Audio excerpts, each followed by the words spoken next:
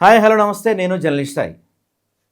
ఇప్పుడు ఎలా ఉంటుందంటే అండి, కొన్ని విషయాలు మనం చేసినవి కూడా చెప్పుకోలేకపోవటం మన తప్పు అయిపోతుంది. బహుశా వైఎస్ఆర్సీపీకి అదే అవుతుంది కావచ్చు. ఎందుకంటే గతంలో మనం చూస్తే ఋషికొండలో కొండల్ని అంటే కొండల మధ్య కొండలపైన రోడ్డేసి దాన్ని డివైడ్ చేసి అక్కడ ఒక 7 బిల్డింగ్లు 7 భవంతులు ఋషికొండ కడితే దానికైన ఖర్చు దాదాపుగా 400 కోట్ల ఖర్చు అయింది.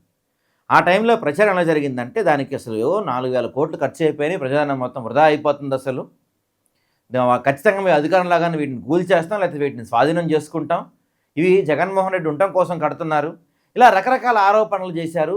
పెద్ద ఎత్తున ప్రచారం చేశారు. అసలు దాంట్లో ఎవరిని వెళ్ళనివ్వరు, దాంట్లో బాత్రూములు కూడా బంగారంతో ఉన్నాయంట, కబోర్డులు కూడా బంగారంతో చేశారంట అని చెప్పి ఇలా రకరకాల ప్రచారాలు అప్పట్లో వీళ్ళ స్థాయిలో తెలిసిందేగా మనకి పచ్చ మీడియాలో ఎలా వస్తుందో. సో భారీ స్థాయిలో ప్రచారం చేశారు, విపరీతంగా గోబల్స్ ప్రచారం చేశారు అక్కడ. సరే, బాగానే ఉంది. సీన్ కట్ చేస్తే మరి అధికారంలోకి వచ్చి 21 నెలలైంది. మీరు మరి ఎందుకో ఋషికొండ ప్యాలెస్ ఇంకా పడేయలేదు, అరెస్టులు చేస్తున్నారు కదా, దానిపైన ఎందుకు అరెస్టులు చేయలేదు ఇంతవరకు? దానిపైన ఒక కమిటీ వేసినట్టు కూడా ఎక్కడ కనపడలేదు ఇంతవరకు.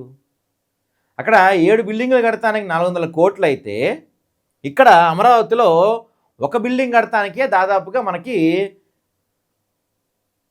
11,000 కోట్లు అట్లా అవుతున్నాయంట. ఓన్లీ డిజైన్లకే ఇక్కడ చూడండి, కేవలం డిజైన్లకే 400 కోట్లు అవుతున్నాయంటండి. ఇక్కడ ప్రపంచంలో బహుశా ఎక్కడ మనం వినుండం చూసుండం, కేవలం డిజైన్లకి మాత్రం 400 కోట్లు. అది కూడా ఒక కంపెనీకి గతంలో ఇచ్చారు. మరి ఎందుకో ఇప్పుడు ఆ కంపెనీ తీసేసి వేరే కంపెనీకి ఇచ్చారు. ఎందుకు ఇస్తున్నారు, ఎవరికి ఇస్తున్నారు ఏంటనేది ఎవరికి తెలియదు. దీని గురించి ప్రశ్నిస్తే కేసులు పెడుతున్నారు. చూడండి, ఇదిగో అమరావతి గవర్నమెంట్ కాంప్లెక్స్ డిజైన్ల వ్యయంలో బాబు సర్కార్ వరల్డ్ రికార్డ్. డిజైన్ల పేరుతో ఒకసారి, ఆర్కిటెక్చరల్ డిజైన్లకు మరోసారి విచ్చలుడిగా వ్యయం. ఏజీసీ మాస్టర్ ఆర్కిటెక్ట్గా 2016లో జపాన్ సంస్థ మకీ అసోసియేట్స్ ఎంపిక. కారణాలు చెప్పకుండానే ఆ టెండర్ రద్దు చేశారు.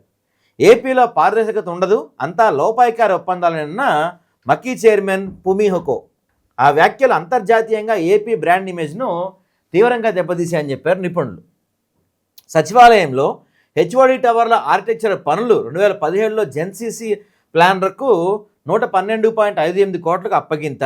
వాటిని రద్దు చేసి మళ్ళీ 2024లో టెండర్లు పెట్టారు. వాటిని టెండర్లో 136.88 కోట్లకు దక్కించుకుని అదే జెన్సీసీ ప్లానర్స్. లోపాయికారి ఒప్పందానికి ఇదే తార్కాణం అంటున్న నిపుణులు ఈ వ్యవహారంలో భారీ ఎత్తున ముడుపులు చేతులు మారాయంటూ ఆరోపణలు. ఇప్పుడు 2024లో జెనసిస్ అనే కంపెనీకి 112 కోట్లకి ఒప్పందం కుదిరింది. సడన్గా ఎందుకు చేశారో తెలియదు, ఏమేమి తెలియదు, ఆ టెండర్ రద్దు చేశారు. మళ్ళీ అదే కంపెనీకి ఇప్పుడు 136 కోట్లకి ఇచ్చారు. ఎవరిస్తున్నారు, ఎందుకు ఇస్తున్నారు, ప్రజాస్వామ్యం ఎట్టిపోతుంది? దాదాపుగా ఒక బిల్డింగ్ కడటానికే 112 కోట్లు ఇంత అవుతున్నప్పుడు మరి గతంలో వీళ్ళు చేసిన ప్రచారం అంతా ఇంతనా?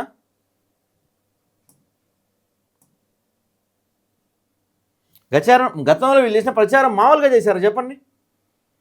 రాజధాని నిర్మాణ పనుల వేవే కాదు, భవన డిజైన్ల ఆకృతుల ఖర్చులో చంద్రబాబు ప్రభుత్వం రికార్డులు బద్దలు కొడుతుంది.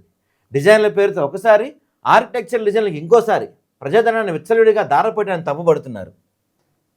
రాజధానిలో ప్రభుత్వ భవనాల సముదాయం డిజైన్ల రూపకల్పన పనులకు చంద్రబాబు సర్కార్ ఏకంగా 401.5 కోట్లు కన్సల్టెంట్లకు అప్పగించడంపై ఇంజనీర్ నిపుణులు సైతం ఆశ్చర్యపోతున్నారంటండి. ఎందుకంటే ఎక్కడ జరగదు ఇది ప్రపంచంలోనూ. కేవలం డిజైన్ల కోసమే 400 కోట్లు కేటాయించడం అంటే ఇక ఆలోచించుకోండి. ఒక పక్కనేమో మన దగ్గర డబ్బులు లేవు, మనది పేద రాష్ట్రం, అప్పుల్లో ఉన్నాం, సొంతంగా మెడికల్ కాలేజీలు కూడా కట్టుకోలేని పరిస్థితిలో ఉన్నాం మనం, కానీ డిజైన్లకి మాత్రం 400 కోట్లు మనం ఇవ్వగలుగుతాం. రాజధానిలో నేలపాడు వద్ద 1,575 ఎకరాల్లో ఏజీసీని ప్రభుత్వం నిర్మిస్తుంది. సచివాలయ హెచ్ఓడీల కోసం 39 అంతస్తుల్లో 4 టవర్లు, 49 అంతస్తుల్లో మరో టవర్, అసెంబ్లీ, హైకోర్టు భవనాలను ఈ ప్రాంగణంలో నిర్మిస్తుంది. ఈ 7 భవనాలతో పాటు ఏజీసీ ప్రాంతాన్ని నిర్మించడం కోసం డిజైన్లకు 2016 చంద్రబాబు సర్కార్ టెండర్లు పిలిచింది. ఈ టెండర్లను తొలుత జపాన్కు చెందిన మకీ సంస్థ దక్కించుకుంది. వాటిని 2016లో ఎలాంటి కారణాలు లేకుండా రద్దు చేశారు. ఆ తర్వాత 2016 అక్టోబర్ 28న నాడు టీడీపీ సర్కార్ మళ్ళీ టెండర్లు పిలిచింది. లండన్కు చెందిన ఫోస్టర్ పార్ట్నర్స్తో కలిసి హఫీజ్ కాంట్రాక్ట్ జాయింట్ వెంచర్గా ఏర్పడి 67,68,44,683కు ఏజీసీ మాస్టర్ ఆర్కిటెక్ట్ పనులు దక్కించుకుంది.